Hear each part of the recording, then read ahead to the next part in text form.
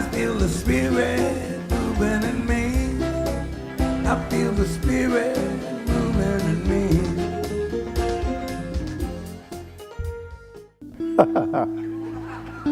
You thought you'd never see it written in church, right?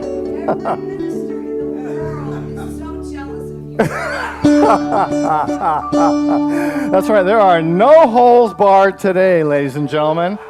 You're going to hear the word bullshit a few times today, and that's no bullshit. All right, so 4 of the following statements are bullshit. Which one of the following statements is true? This is a test.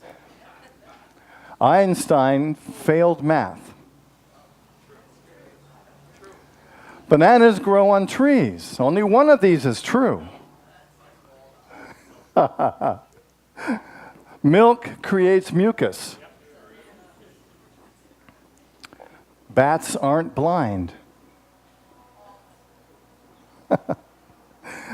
Bulls hate red. All right, let's go back real quick. All right, who thinks Einstein failed math? Positive statement. Who thinks bananas grow on trees? Only one of these is true. You have to vote yes on all of them. That way you know you get them right. Milk increases mucus. Bats aren't blind. Or bats aren't blind. Bulls hate red. Okay, we'll see where we go with this. So we've been studying Brene Brown's book, Braving the Wilderness. In this book, she invites us to stop trying to fit in. Stop trying to do things the easy way. She invites us into the wilderness to stand in our truth, to be who we are, to be authentic in everything that we do. And she invites us to be with people in our lives without sacrificing who we are. So this talk is based on the 5th chapter in Brene Brown's book. The chapter is titled, Speak Truth to Bullshit, Be Civil. So there's a lot of information in this chapter. And so I have to kind of apologize. I'm going to give you a lot of information today because I thought it was all so valuable. I wanted to hit it all. And so if you would like some help with it, remembering tomorrow what we talked about, I have a 2-page walk your talk today. And it also includes the story that I'm going to end with, Brene Brown's story. So sit back, relax, and let's have some fun. I forgot to give you the results of the quiz. Actually, I didn't, but that's bullshit. So, so just so you know, bats can see, plus they have echolocation, which means they send out a sound and it vibrates and echoes back to them, and that's how they tell where they are. Einstein failed an entrance exam for a school, but excelled at math. Bananas grow on massive herbs that resemble trees. There is no need to avoid dairy. The experts that I read in preparation for this talk say that milk does not create mucus. Paid by the dairy industry, of course. Yes, of course. Thank you for that. Yes, that's exactly right. That comment was paid for, that truth, by the dairy industry. So drink milk. Bulls are colorblind. They see movement as a threat. So it's the movement of the red cape that they charge after, not the fact that it's red. So what is bullshitting? And in what ways is it similar to or different from lying? I like this guy. Here, Harry Frankfurt writes a book on bullshit. Don't you just love that? I mean, how many people write books on bullshit, but they don't tell you what it is, right? At least he's telling you that this book is bullshit. Isn't this fun? I love this. If you want me to just call it BS, I can change to that. But, it's so fun to say bullshit. And if your bullshit meter goes off at some point in this talk, feel free to hold some of it up. Okay, so let's look at this. So similarities between lies and bullshitters. Liars and bullshitters. Both of them want you to believe they're telling the truth, yeah? Both want to get away with something. They're trying to manipulate. They're trying to fill you with some information or tell you a story that's not true because they're probably trying to be sneaky and sneak something in or get you to believe something that might not be true. So the liars engage in conscious acts of deception. They are doing it consciously. Liars usually know that they're telling the truth. Liars... Only a liar would say that, or a bullshitter. Liars know the truth, but attempt to hide it. And liars spread untruths, but they still accept the distinction between the truth and the false. So in a way, a liar is being more truthful because they are admitting that this is a lie, or they're not admitting, but they're stating the lie, and they're not trying to. I can't go into all that without bullshitting. So BSers do not consciously deceive a lot of the time. BSers just don't know or care about the truth. They're just BSing, right? It could be true, it could not be true. I don't know, I don't care.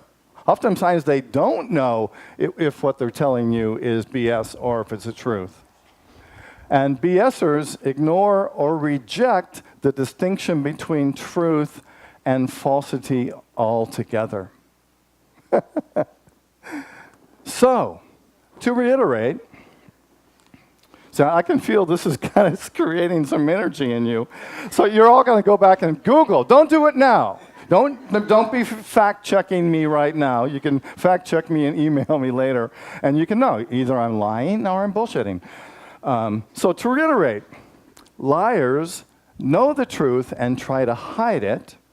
BSers don't know or don't care about the truth and try to hide their lack of commitment to it. Thus, bullshitting is more like bluffing or faking. So let's go back to this guy again. We can believe everything he says. Frankfurt explains how the widespread conviction that many of us share about needing to commit or weigh in on every single issue around the world leads to increased levels of BS. Because of the time that we live in this information age where so much information is available to us, and we feel like we have to know something about everything, right? And so what happens, because we're trying to embrace so much information, our brains can't hold it all. And so sometimes we find ourselves BSing, right? Because, I've started this. Ever been there? I'm thinking, I started this sentence. Now, where am I going to go with it? I'm stating that all these things are true, and so I don't know, so I'll just make up some. Yeah, ever been there? We do that all of the time, and I encourage you. Reverend Gary and I have been talking about this. I notice it in myself if I'm somewhere and having a conversation. I've gone to the extent of the information that I know.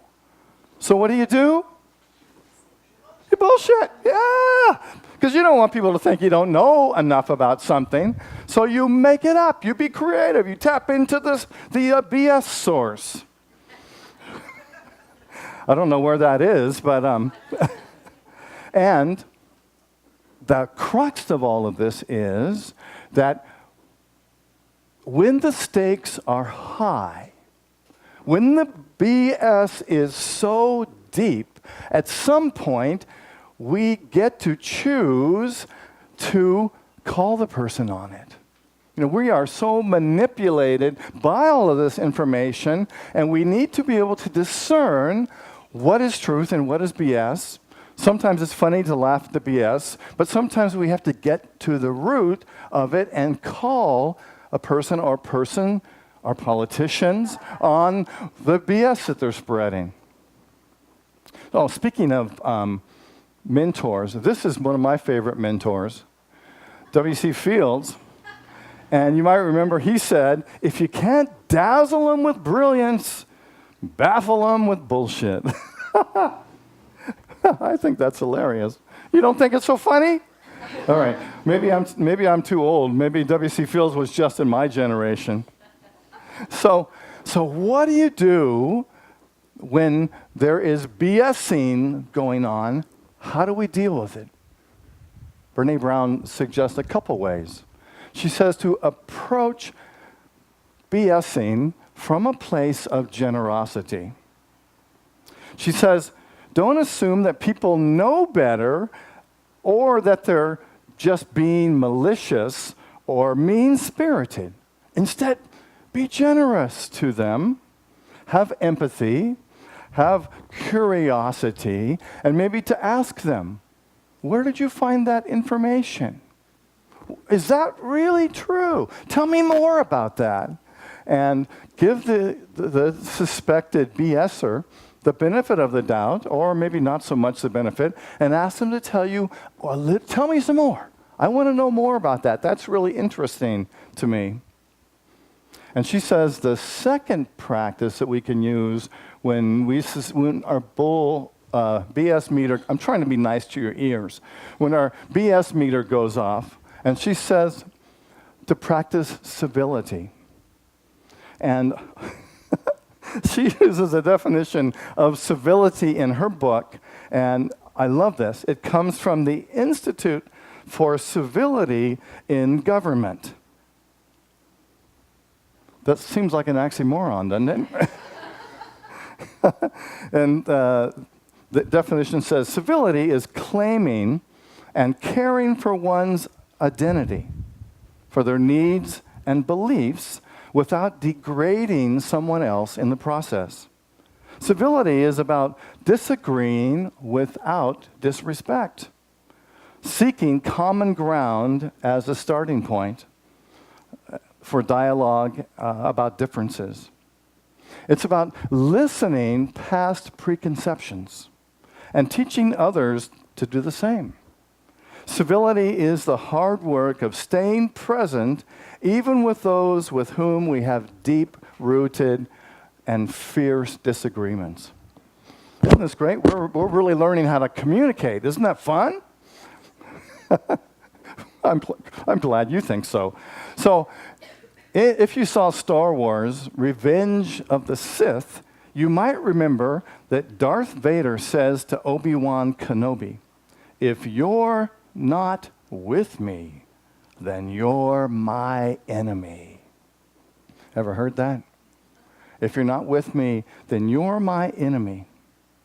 Brene Brown says that this is a statement that's one of the biggest drivers of separation and manipulation that our politicians use, heroes in movies use, villains use. This statement separates people into an either-or category. And she says, we usually use this technique with me or against me during times of significant emotional stress. Our intentions may not be to manipulate, but to force the point that we're in a situation where neutrality is dangerous. But the problem is that the emotional plea that this statement engages is not based on facts and preys on our fear of not belonging or being seen as wrong or part of the problem. And she says we need to ask the question, how how the sides to this argument are defined. Are there really only two options? Is this an accurate statement for framing this debate, or is it bullshit? This, you're either with us or against us, is in philosophy is called a dichotomy. It's a false dichotomy. It's a false dilemma. It's a move to force people to take sides. If other alternatives exist, and they almost always do, then that statement is factually wrong. It's turning an emotion-driven approach into weaponized belonging. So what do we do about it? What do we do when we're faced with, someone faces us with this either-or possibility? Brene Brown says we need to turn to critical thinking. We need to expand our minds and consider the two options and realize that there is most likely, most probably something in between that is also, that is more true. She says, for most of us, even the with us or against us mandate sounds a little bit like oversimplified BS. It feels easier for us to take a side, right? We're always looking for taking the easy road out. But this critical thinking is really about really looking at what are the two sides asking us for, and are we willing to brave the wilderness and find something in between that is more true? Does this make any sense to you? She says, the only true option is to refuse to accept the terms of the argument by challenging the framing of the debate. But make no mistake, she says, this is braving the wilderness. This is moving into a place where we stand up for what we believe, for we ask for more information. She gives I think, a fabulous example in her book of how to put all the things I just mentioned together and to be able to discuss with people in a loving way when they a different way of looking at the situation when we are presented with an either-or possibility. So she tells a story about being raised in a family of hunters, where hunting was part of their life. In fact, she says her dad was serious about all things hunting. You could only shoot what was covered by your hunting license. You couldn't shoot anything that you weren't going to eat. Gun safety was strictly practiced. Their family wasn't allowed to watch violent TV. In fact, the idea of romancing violence was out of the question in their household. Brene says, I watched the NRA go from being an organization that I associated with safety programs, merit badges, and charity skeet tournaments to something I didn't recognize. Why were they positioning themselves as people who represented families like mine, but they weren't putting any limits or parameters around responsible gun ownership? And then she continues, and she says, last year, I was talking to a group of people at an event, and I mentioned that my father and I were looking forward to teaching our son to shoot skeet. One woman looked horrified at me, and she said, I'm very surprised to hear that you're a gun owner. You don't strike me as the NRA type. There was contempt and disgust on her face. Brene replied, I'm not sure what you mean by a gun lover or NRA type. The woman sat up straight in her chair and said, if you're teaching your children how to shoot a gun, then I'm assuming that you support gun ownership and the NRA. And Brene went, whoa. She writes, there it was, a false dichotomy. If I support gun ownership, then I support the NRA. No way. I'm not buying that. And she says, I took a deep breath, don't lose your shit breath, smiled and said, you're 1 for 2 on your assumptions.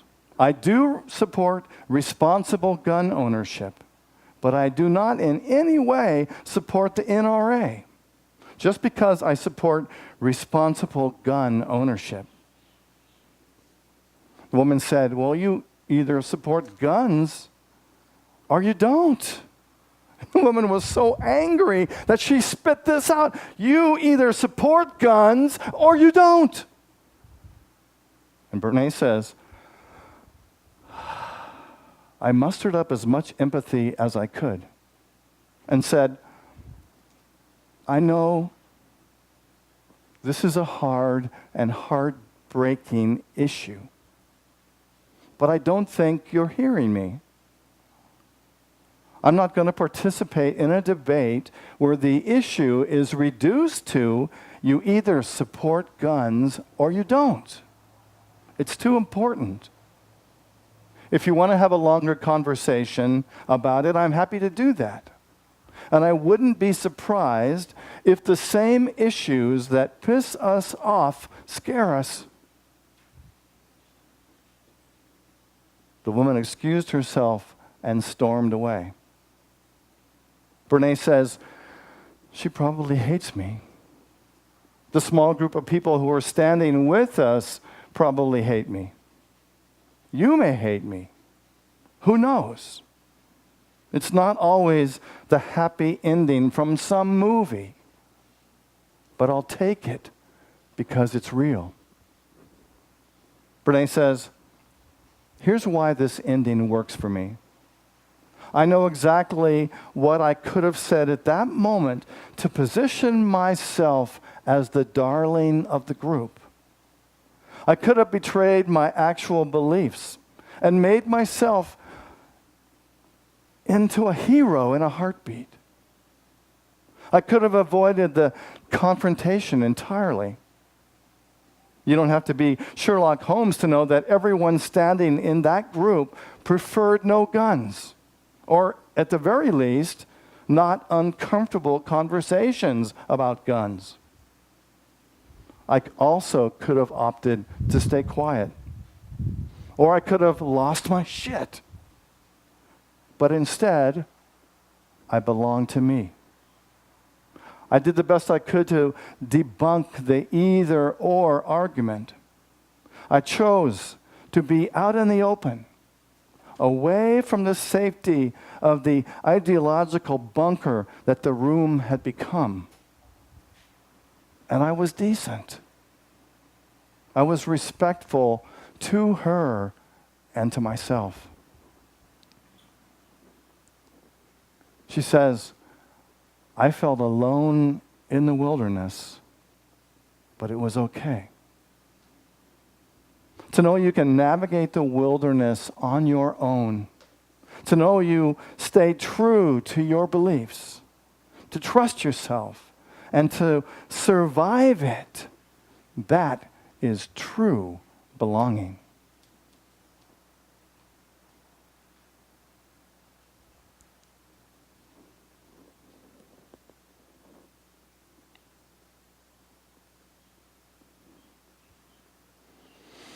I invite you to close your eyes.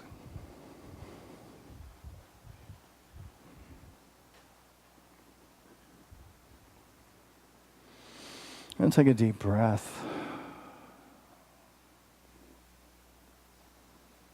And just to feel what you're feeling right now.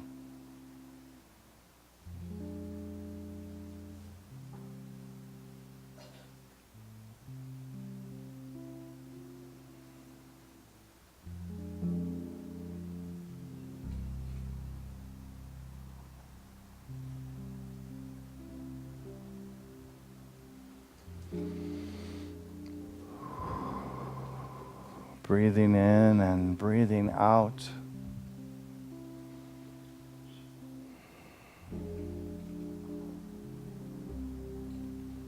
Just to check in and allow yourself to feel what this story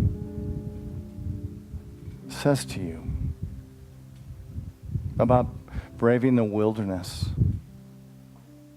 about standing up for what you believe,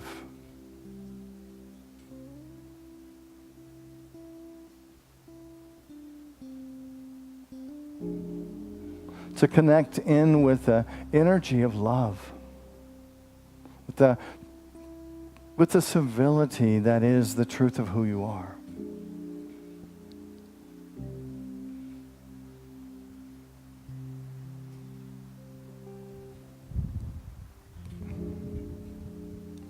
To be able to go into your world, into your life, and to carry the truth.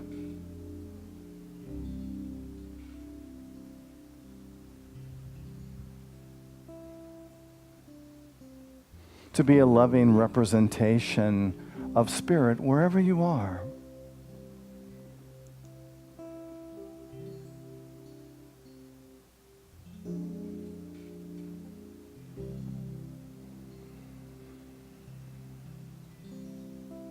To be able to realize when the BS motor or meter goes off, to determine is this a time to call it what it is? Is it an important enough time to ask for clarity?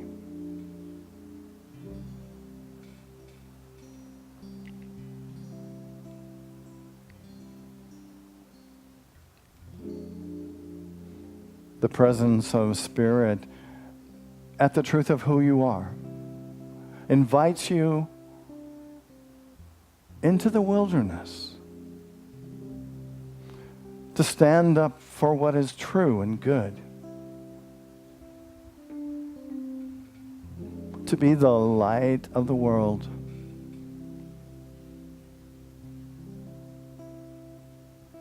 to be courageous, to be powerful,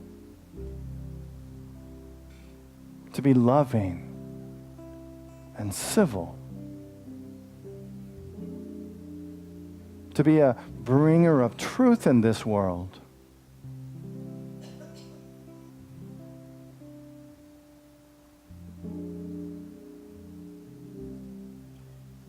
to bring love,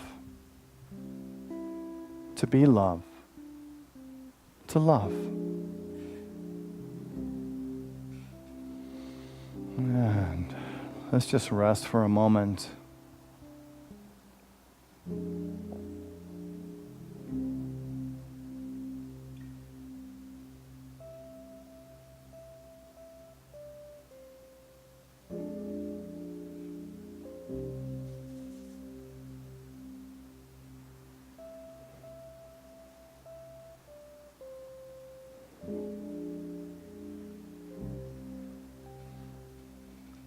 I turn to the spiritual source and speak what is true for me.